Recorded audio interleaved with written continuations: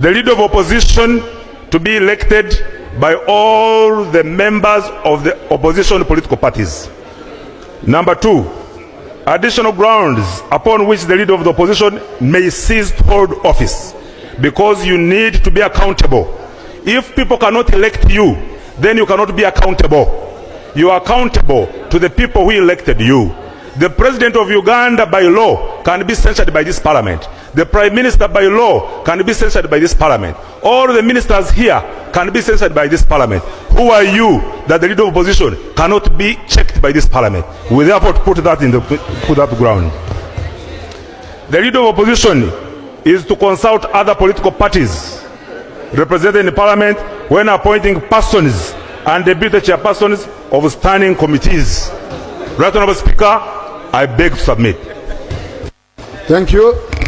Seconders, Honourable Linus Ngopek, 3 minutes, and then after Honourable Kwaringa.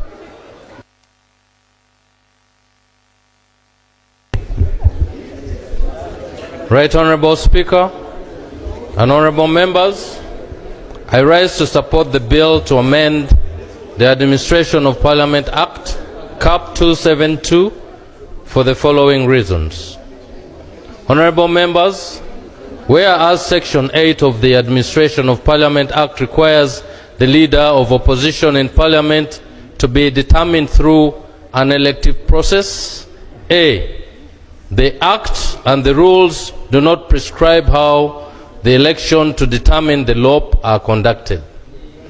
Over the years, practice has developed where the LOP is merely designated by ensonga y'okulonda leader of opposition mu parliament ekutta kati era nga wetwogera mu kaseera kano y'ensonga eyogeza abantu obwamanate mu parliament. Oluvanyuma lwa Patriotic League of Uganda okuvaayo nga bakulirwa General Muhoozi Kainerugaba chairman w'ekibiina ekyo ne bagamba nti leader of opposition alina kulondebwa parliament oba alina kulondebwa ebibiina bya opposition ebiri mu ggwanga Uganda, naye si kibiina kimu kuvaayo kulonda leader of opposition. Tukirabyeko ebbanga ddene nga leader of opposition alondebwa ekibiina ekya opposition ekirina amaanyi ekisinga amaanyi, because over the years if this year badde londanga leader of opposition but this time round it's NUP nti yeina amaanyi, so bakiganye era bakimanyeewo era nga wetwogerera mu kaseera kano etteeka lyayisiddwa dda, etteeka bamaze oditeeka ku table eryokubanga leader of opposition mu parliament alondebwa parliament so si kibiina kimu. Kansoke nkuwetayeewa nawe owulire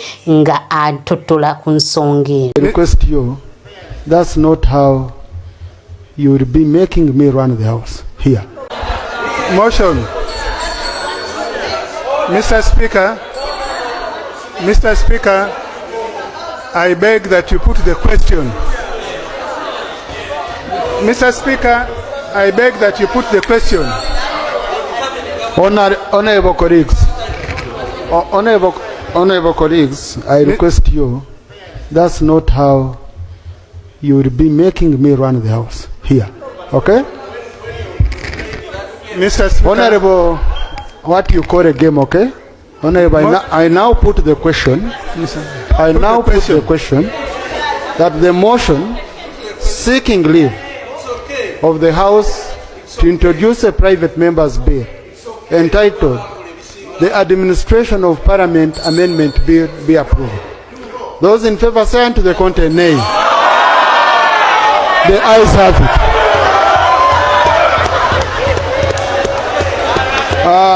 Honorable Namara, congratulations. Proceed. Seek the support of the Attorney General, of the clerk, consult, and do a bill that will address the concern that you managed to identify. Honorable colleagues, House is adjourned to tomorrow at 2 p.m. Subsequent amendment of the Constitution in 2006 led to the establishment of the office of the Leader of the Opposition in Parliament under Article 82A of the 1995 Constitution. Further aware that in 2006 the Administration of Parliament Act was amended to provide for the election of the Leader of Opposition and the grounds for vacation of the office of the Leader of the Opposition in Parliament. Acknowledging that the election of the Leader of the Opposition in Parliament under Section 8 of the Administration of Parliament Act is restricted to the most numerically dominant opposition party in Parliament, who may consult members of other opposition political parties in Parliament and independent members of Parliament. Further acknowledging that the prevailing grounds for removal of the leader of opposition from office are inadequate and requires expansion to include incompetence and misconduct as a safeguard for accountability, efficiency and effectiveness. Noting that reforming the manner of election of the leader of opposition in Parliament may, by requiring the involvement of all opposition political parties in Parliament, will bolster inter-party cooperation and dialogue, national cohesion and the growth of political pluralism in fulfillment of the democratic principles enshrined in the national objectives and directive principles of state policy as detailed in the 1995 Constitution, and noting that expanding the grounds of vacation of office of the leader of opposition in Parliament to include incompetence and misconduct will hedge the performance and behavior of the duty bearer against abuse, appreciating that the proposed amendments to the Administration of Parliament Act will necessitate a corresponding amendment to the rules of procedure with regard to the procedure for election of the leader of opposition in Parliament and vacation of office of the leader of opposition in Parliament. Now therefore, be it resolved that Parliament grants me leave to introduce a private members bill entitled the Administration of Parliament Amendment Bill. Right Honourable Speaker, I beg to move. Thank you. Is the motion seconded? Honourable Okwaringa, Honourable Ngopek, Honourable Rinda Auma, Honourable Ngopek.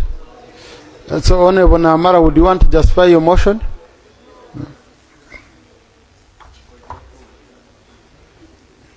Thank you, Right Honourable Speaker and honourable members. First of all, we must acknowledge that this is a new Parliament. This is a new Parliament, and every new Parliament is supposed to make laws and rules for the better functioning of that Parliament. This is not the 11th Parliament, it is the 12th Parliament. And the Administration of Parliament Act talks about how Parliament functions. It is the internal nuts and bolts of how the internal technicalities and operations of Parliament are executed. Therefore, that's why we say at the inception of this Parliament, we should come up with the laws and rules for the better functioning of this Parliament. All said and done, Right Honourable Speaker and honourable members, we are talking about anchoring democracy. Democracy cannot only be on the side of the national resistance movement. Democracy should be on two sides. If you are seeking, those people, the maxim of equity says those who seek equity must come with clean hands. So when you come and say government should be accountable, even on your side, you should be accountable. Right Honourable Speaker, the bill is to amend the Administration of Parliament Act to provide for the election of the leader of opposition by members of the opposition in Parliament from amongst themselves. That's one. Number two, to provide additional grounds upon which the leader of the opposition may cease to hold office for purposes of accountability.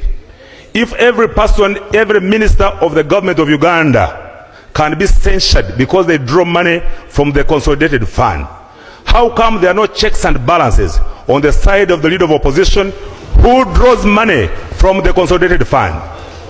Number three, to require the shadow cabinet to be approved by all members of the opposition, not only one political. Thank you very much, Right Honourable Speaker. Right Honourable Speaker, our rules, Rule 9, but specifically 9.4 and the rest of the following rules require that about the seating arrangement in the House. Of course, I'm seeking for your guidance. The Speaker shall reserve seats for the seats, where the Speaker determines. The Speaker shall ensure that each member has a comfortable seat taking into consideration the age or disability of a member. That is 7 of 9. Right, Honourable Speaker, as you can see, all the entrances and exits of the chamber are filled with members. I am seeking for your guidance on how we shall continue to proceed, especially in case there is a fire alarm, the stampede that can happen, and how we shall manage. Thank you very much, Right, Honourable Speaker. Thank you, honourable colleagues. The rules require me to preserve a seat for each member, but I can only preserve what is available. Okay? I can only preserve what is available. Now the seats I want preserved are seats of government cabinet, opposition cabinet. We have seats for our elderly and the disabled. In that corner, where Honorable Victor Karanza and Honorable Namara are, those are reserved seats. We had also reserved the seat for Honorable Anton Akor because of his height. He had. You can see. You have the evidence, honorable colleagues here. So now I don't know how he can fit there. But colleagues, I request you to bear with us. I request you to bear with us. We have received a report on the progress of our new chambers, and we are going to be meeting our contractors. The Right Honourable Speaker, we talked as I was entering here, he was reviewing that report. We are putting them on pressure. The progress these days has been good because we had to use other methods of even insisting on paying subcontractors directly so that work could move, you know. And we promise by the end of next year the chambers will be ready, but for now we should be improvising. But honorable colleagues, the house has just started. I want to have reality. I want after 6 months, I also want you to be full like this. I request you. I request the front bench on either side to be full like this, because I know you when I'll be begging for 20 members and I can't get them. So I request we be a different parliament. We are new. We remain vigilant and enthusiastic as we are.